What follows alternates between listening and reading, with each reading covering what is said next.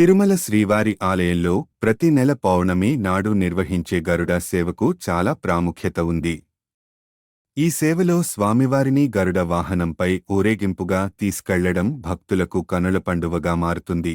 ఇది బ్రహ్మోత్సవాలలో విఫలమైన యాత్రికులకు అవకాశం కల్పించేందుకు టీటీడీ ప్రతి నెల పౌర్ణమి శ్రీవారిని గరుడ వాహనంపై ఊరేగింపుగా చూడటం భక్తులకు ఎంతో భక్తిని కలిగిస్తుంది. బ్రహ్మోత్సవాలలో పాల్గొనే అవకాశం లేని యాత్రికులకు కూడా స్వామివారిని దర్శించుకునే అవకాశం కల్పిస్తుంది.